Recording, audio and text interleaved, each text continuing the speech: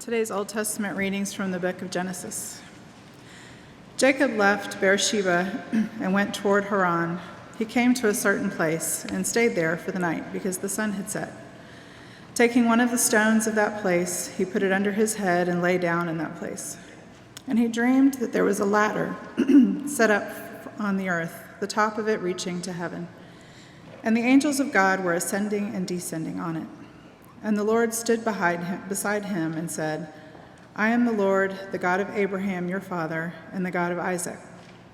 The land on which you lie I will give to you and to your offspring. And your offspring shall be like the dust of the earth, and you shall spread abroad to the west and to the east and to the north and to the south. And all the families of the earth shall be blessed in you and in your offspring. Know that I am with you, and I will keep you wherever you go, and I will bring you back to this land, for I will not leave you until I have done what I promised you. Then Jacob woke from his sleep and said, Surely the Lord is in this place, and I did not know it. And he was afraid and said, How awesome is this place! This is none other than the house of God, and this is the gate of heaven. So Jacob rose early in the morning, and he took the stone that he had put under his head and set it up for a pillar, and poured oil on top of it. And he called that place Bethel. This is the word of the Lord. Thanks be to God. Miguel was beginning a new starting coaching position in a new area. And this area was quite impoverished, and for many of the young ladies that he was coaching, this was the only life they knew. A life of teenage pregnancy or getting married right after high school and living in the same place for the rest of their lives. And as he continued to coach these young ladies, he saw their potential.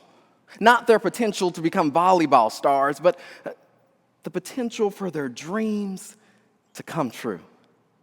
Dreams they never really thought was a reality. Dreams that they would jokingly but seriously wish could come true. Of going to college or just moving away from everything they knew. And it became his job not to just coach, but to help them realize how important the dream was that was over their lives. And one day after practice, he looked around to this group of young ladies, and he said, I have some homework for you all. I want you to go home, and I want you to sit with your mothers and ask them one question. Did your dreams and hopes come true? Many of these young ladies did this, and they watched their mothers weep over their lost hopes and their dreams that never came to fruition. And I'm sure some of these young women left those conversations thinking if it didn't happen for them, then surely it can't happen for me. But maybe some of them left that conversation believing that it didn't happen for them, but it's going to happen for me. They left inspired, believing in the dreams and the hopes placed within their family, having faith that they could carry out the dreams and promises that affected their lives, their family lives, and the lives of their society. I imagine Jacob going home and sitting with Abraham and Isaac and asking and wondering, did the promise come true for you? And will it come true for me? For all of his life, he's heard of the power of blessing, the power of words spoken over lives. He's been informed of visions and dreams and stories, promises that many of them have never been fulfilled. His mother has even whispered in his ears, "You are the chosen one." And as George mentioned last week, that this story is not about predestination or the doctrine of election, but Jacob is chosen and destined for mission. But it seems that Jacob has only heard these things. He has never experienced God for himself. If you notice, up until the dream, Jacob continues to refer to God as the God of my father. not as one who's in a personal relationship with God. And while he is chosen and has a calling on his life, he's not perfect. Jacob lives a troubled life. It seems the words from Julia Michaels' famed song, Issues, would define Jacob quite well. I'm jealous and I'm overzealous. When I'm down, I get real down. When I'm high, I can't come down. Oh, baby, believe me. I get angry. I can love you just like that, and I can leave you just as fast. I got issues. But you got them too. For most of Jacob's story in Genesis, this seems to be true. He has conflict with all those he encounters because he's jealous, because he's overzealous, because he loves and then he leaves. Jacob has issues, and his family has many issues too. And these are the reasons why Jacob is on the run. He's forced out of his home, and he's been running. He's running from his brother's anger and his father's disappointment. Jacob's been running from everything that he knew. He's running, and I'm sure in the midst of his running, he's thinking, why is this happening to me? This surely can't be part of the blessing. This surely can't be part of a call. I was just following the prophecy that was placed within my mother while I was in her womb, that the young shall rule over the older. I was just following my mother's plan. This can't be part of the blessing. And finally, he can't run any longer.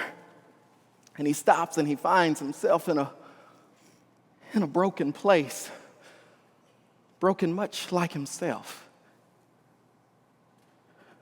He's deserted and wondering if he's still desired by his father's God. Alone in this deserted place, he cries out, "Where is this God? If there's a call on my life, where is this God?" Because they seem to be missing from my story. And with no words left, and hearing no answers from anything or anyone, Jacob takes a stone as heavy as his problems and he places it behind his head, and he sits in the discomfort of silence. Isn't there something about silence that will make us question everything about life? The awkward silence in conversations cause us to make excuses to get out of them. I will spill something on my clothes or stub my toe to get out of the awkward silence in conversations. Sorry if I've done it to you. And silence in our spiritual life can be just as bad. Many of us in this room have found ourselves in deserted lands like Jacob, unaware of God's presence or even doubting God's existence. If I was created with a call on my life and promises in my pocket, why am I in this place? Why is there only silent surroundings? Yet there's something about silence which gives way to God speaking.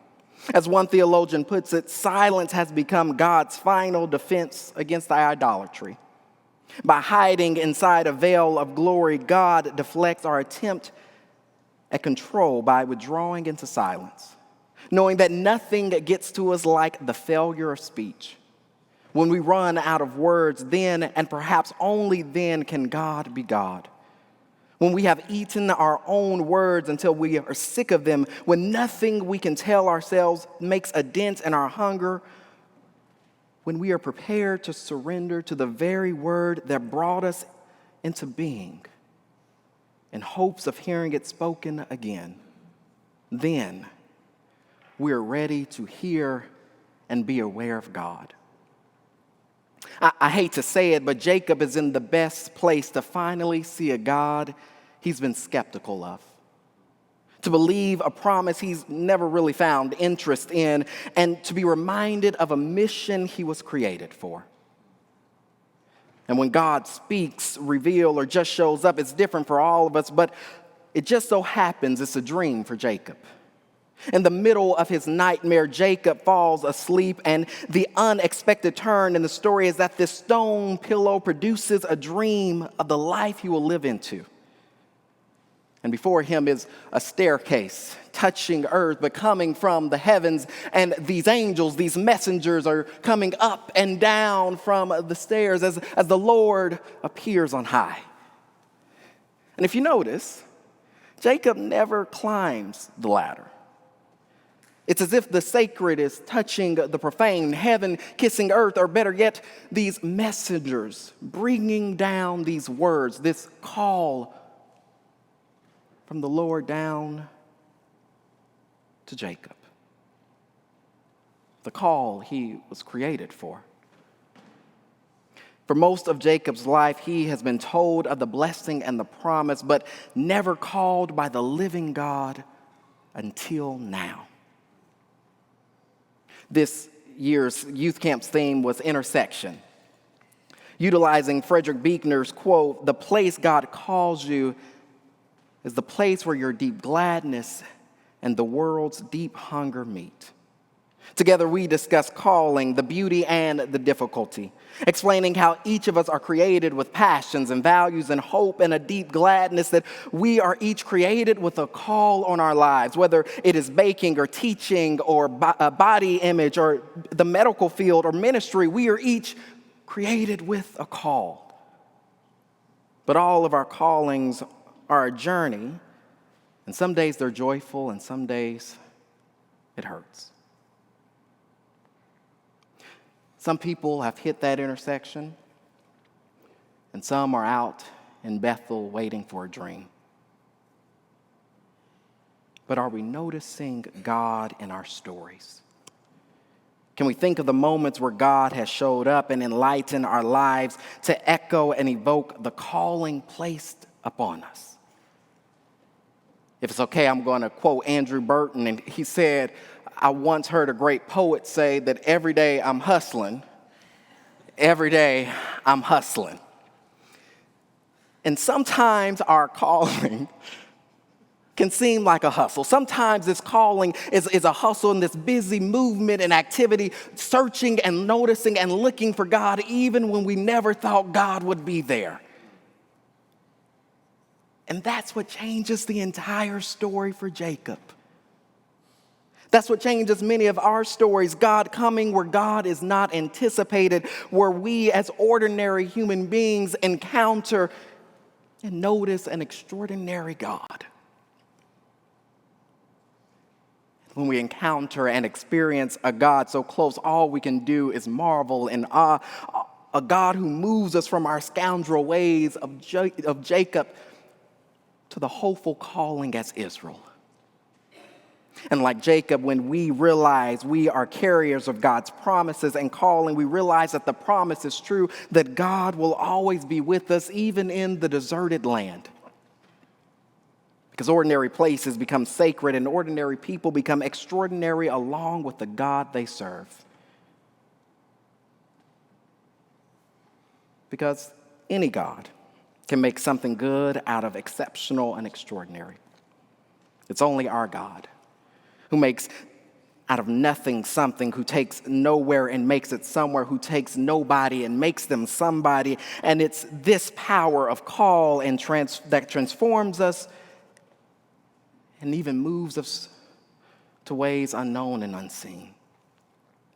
Each Sunday we come to an ordinary building, which is transformed to a sacred space, not just because we worship God, but because we notice God. Because we truly believe God is here echoing our calling as Christians and as a congregation. But y'all, some days, this place and many other places are just ordinary. They can feel ordinary without an extraordinary God. And it can be empty without a purpose and a call, and we can get to a point of running from everything and everyone. And if you're at that point, know we're here for you. That we at Wilshire dedicate our lives to walk along this journey with you. This walking alongside each other also means that we share with one another what we see in them. We support and journey with you as the Spirit is moving in your life. We all need a little help seeing and hearing sometimes, and that's where our community, that's where our church comes in so that we can lean on each other, work with each other, and care for each other. Because for some of us, we won't obtain the call through a dream, a vision, or a burning bush, but maybe through the voice of another.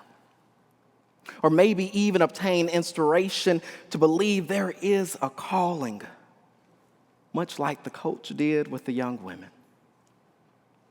Because in our searching moments and even in our empty moments, there is a fellowship to remind us of who and whose we are, to ensure us of a call and remind us that we don't have to fulfill the call alone.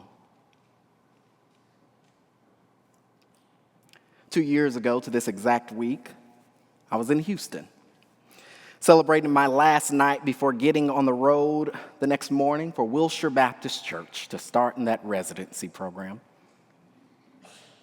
That night, friends piled into Kevin's apartment, and I sat quietly with a fake smile on my face. And Kevin noticed and told me to get in the car, and in Kevin's usual way, we went to some sketchy parking lot.